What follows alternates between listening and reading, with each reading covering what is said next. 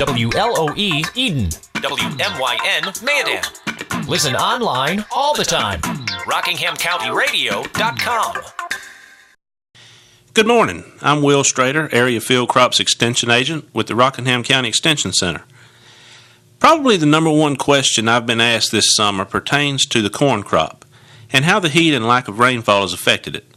I've also heard from a number of folks around the county who said their sweet corn didn't produce in their gardens this year.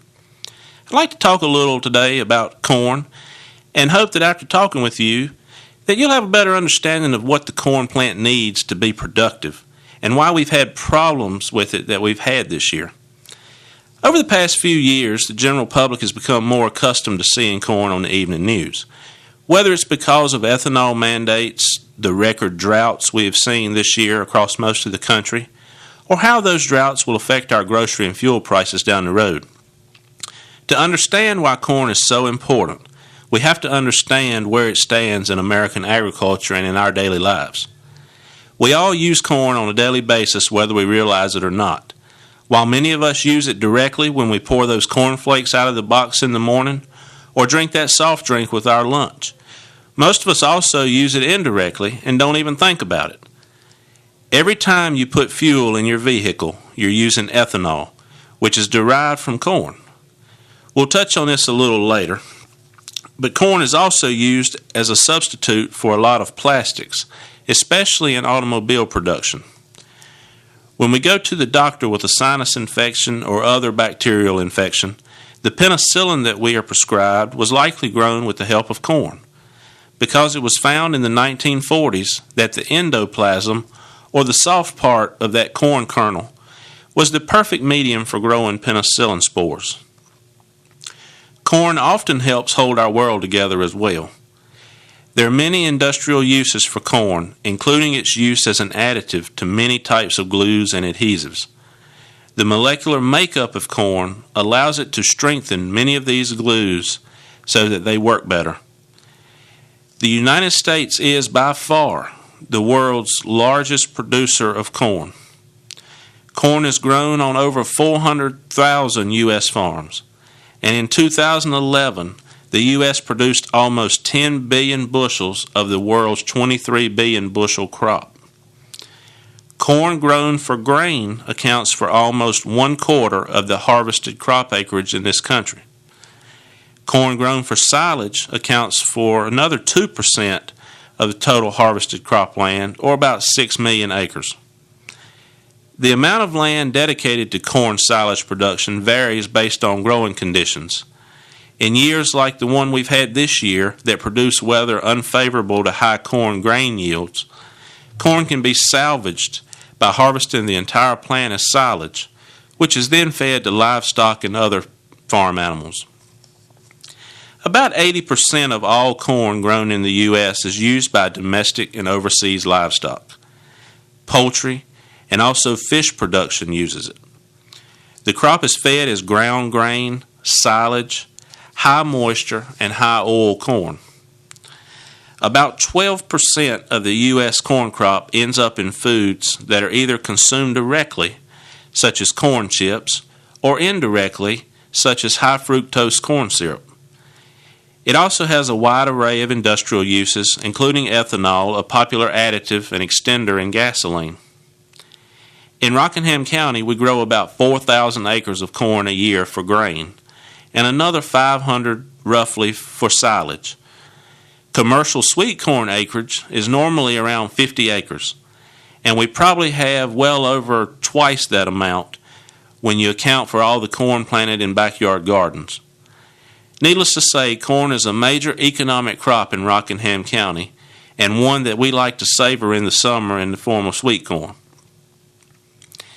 The Extension Office here in Rockingham County has been working with corn producers for the past few years on selecting more drought-resistant corn varieties that are better suited for our weather conditions. For the past 2 years, I've worked with farmers on farm, had them cooperate in planting drought-resistant variety tests. These tests are comprised of approximately 20 to 25 different varieties from the major seed companies and also some smaller seed companies that are more local to this area. The reason for doing these tests is to try to find corn that is suited for our hot, dry summer weather, usually the time that it's growing. It's been found during these tests that a lot of the shorter varieties are more suited for our weather. Because of the short stature of that plant, it doesn't take as much water to sustain it, and it also tends to have a larger root mass, which helps it in finding that water in the ground. If you've been around the county in the past couple of weeks, you've probably noticed that much of the corn has suffered tremendously this summer. Unlike recent reports on TV about the great corn crop North Carolina has this year, growers in this part of the state, much like those in the Midwest, suffered almost complete crop failure with their corn, due in large part to a lack of pollination. In order to understand how a corn plant pollinates, we need to remember back to high school biology class.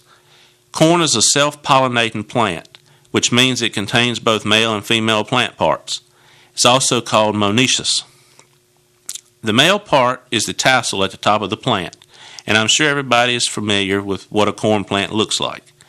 The tassel produces the pollen granules. The female parts of the plant are the silks, which are found on the end of each ear of corn.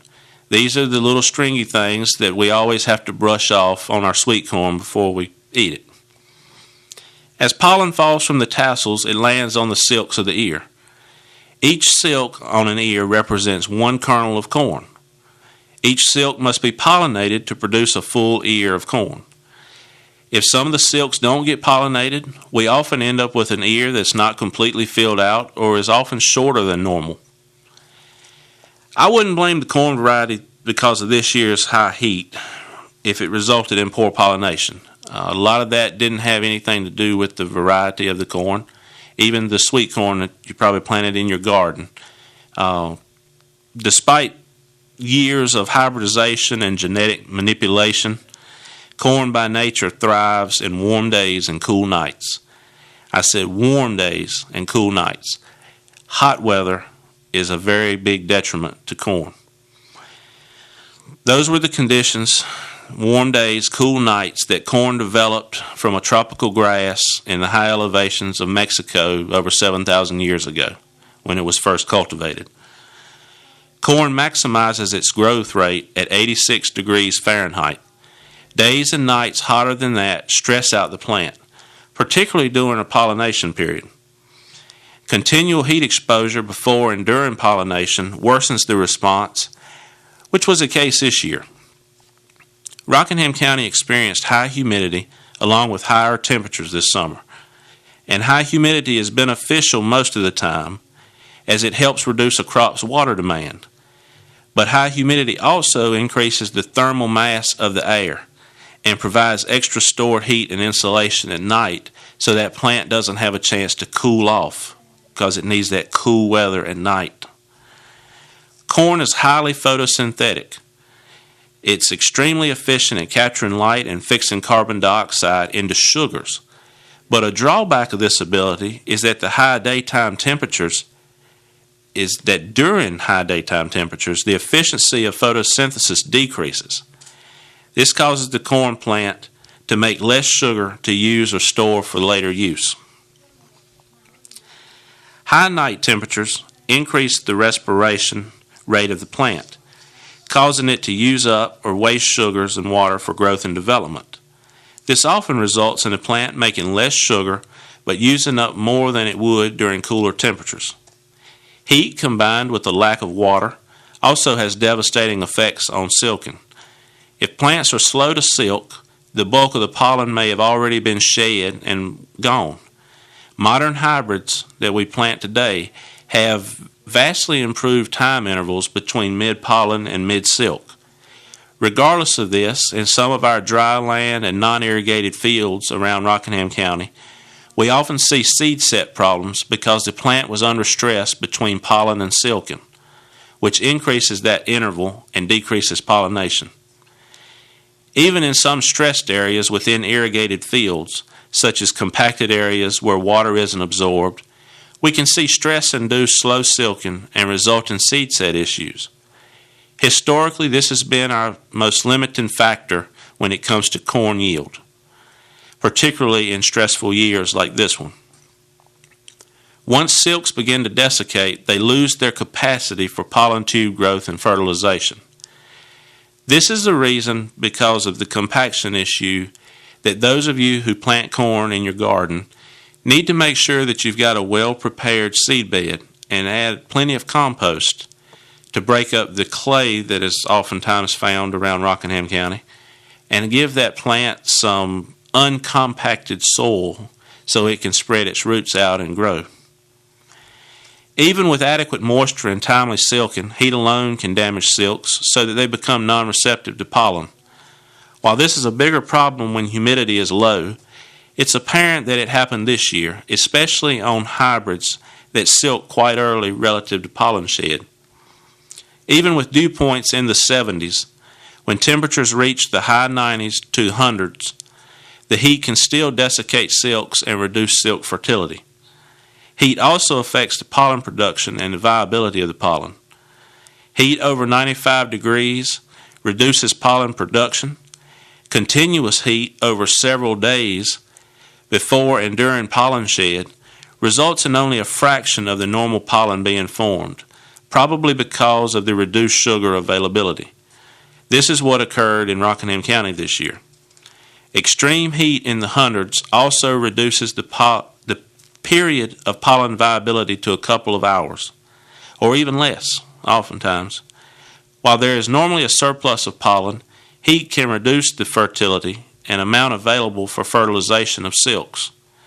Research has shown that prolonged exposure to temperatures reduced the volume of pollen shed and dramatically reduced its viability.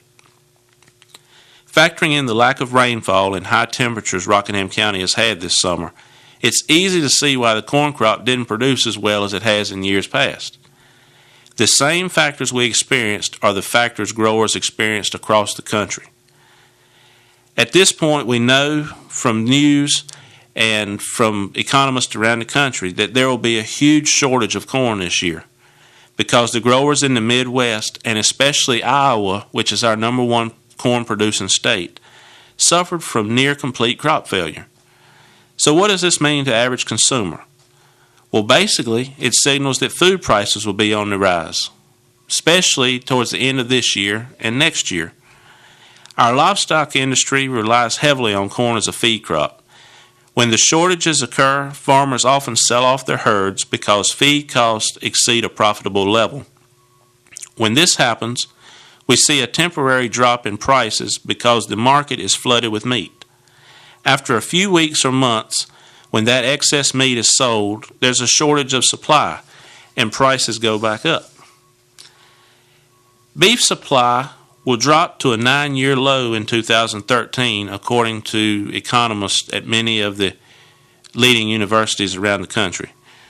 Our domestic herd is the lowest it's been since 1973, and many economists around the country, as well as the USDA, are expecting meat prices to remain high for a couple years because it will take the U.S. up to 3 years to build its corn reserves back up to the level they were before the drought.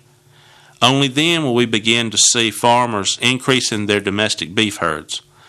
This means higher prices for other meats as well, such as pork and chicken, and also other food items made with corn, such as soft drinks that we all drink every day. With so many uses for our corn crop, it's easy to see why a shortage of supply affects us in negative ways.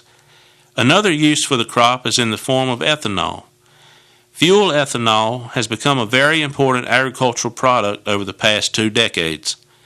This year, more than 8% of the U.S. corn production will go towards making this fuel additive, which lessens U.S. dependence on foreign oil imports, is often cleaner for the environment, and has a substantial impact on the rural economy and agricultural production.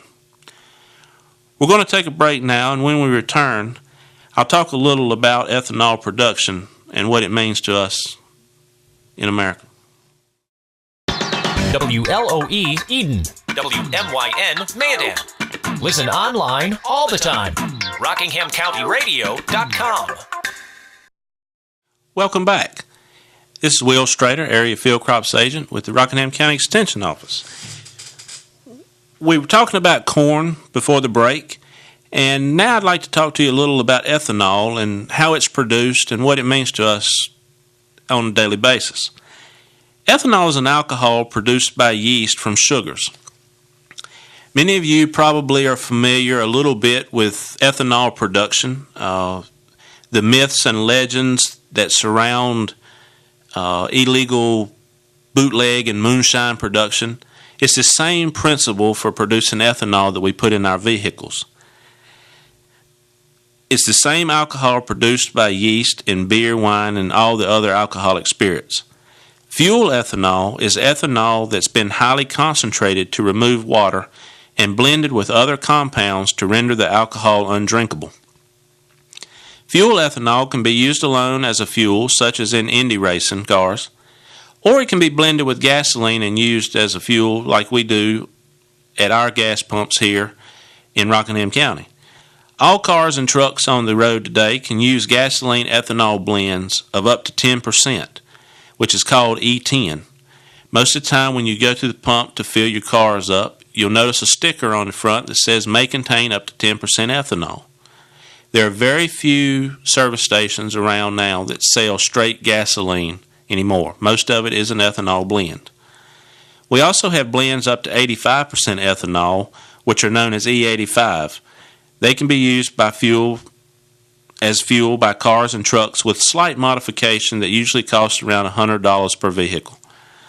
These flexible fuel vehicles can use either gasoline or ethanol blends, including E85. All ethanol production is based upon the activity of yeast, an important microorganism to humans. Through a process called fermentation, yeast eat the simple sugars and produce carbon dioxide and ethanol as byproducts or waste products. For each pound of simple sugars, yeast can produce approximately 0.2 of a gallon of ethanol and an equivalent amount of carbon dioxide. In 2005, approximately 11 billion bushels of corn were produced in the U.S. Ethanol production in the U.S. topped 4 billion gallons in 2005 and consumed 1.4 billion bushels of corn, valued at approximately $2.9 billion.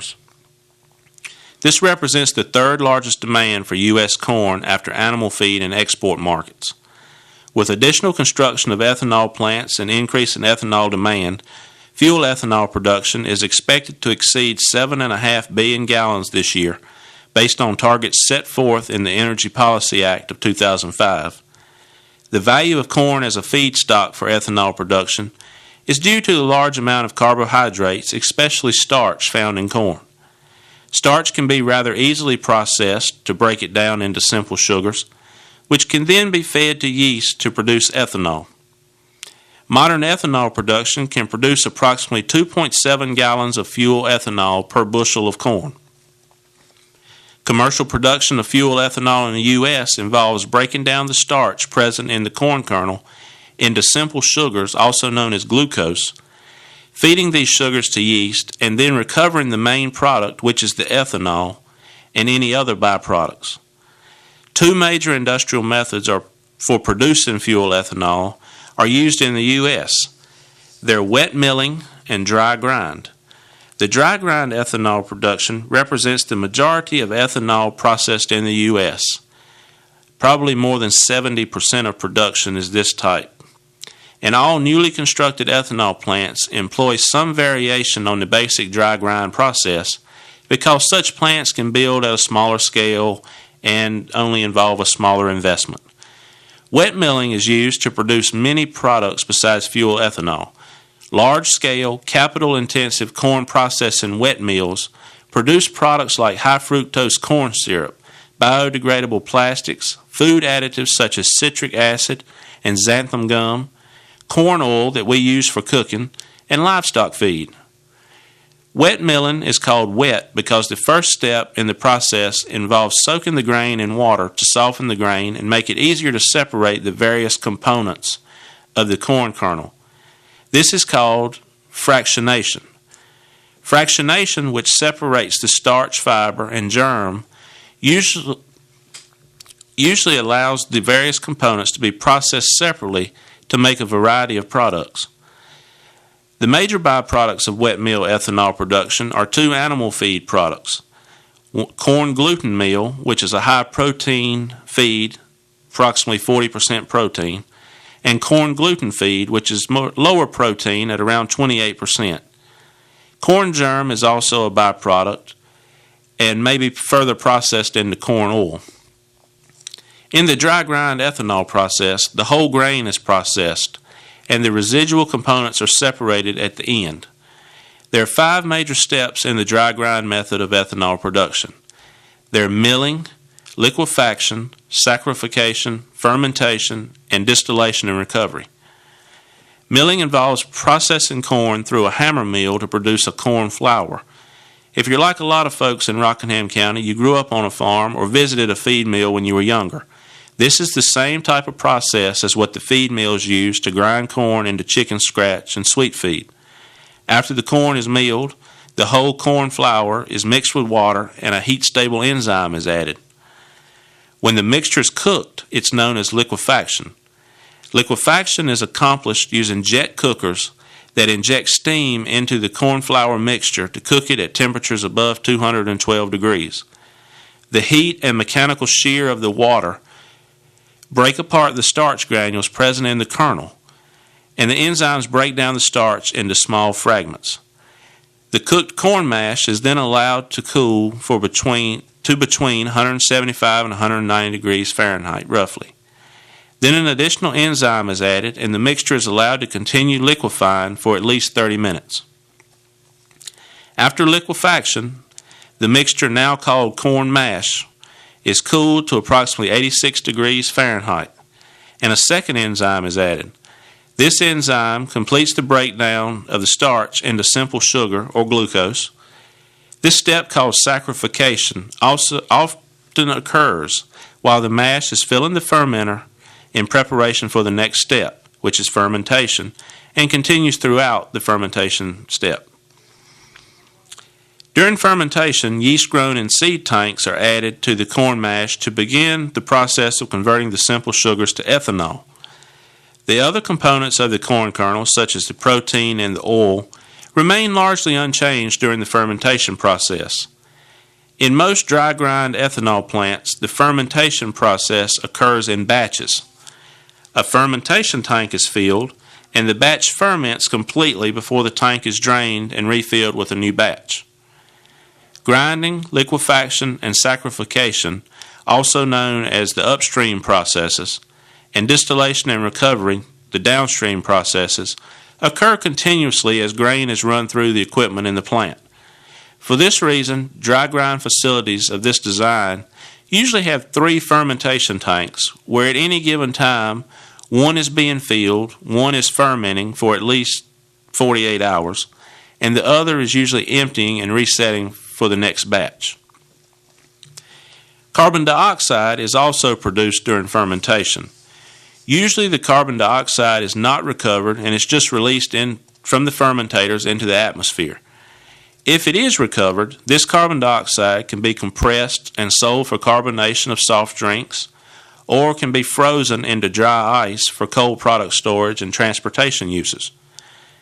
After the fermentation is complete, the fermented corn mash, which is now called beer, is emptied from the fermenter into a beer well.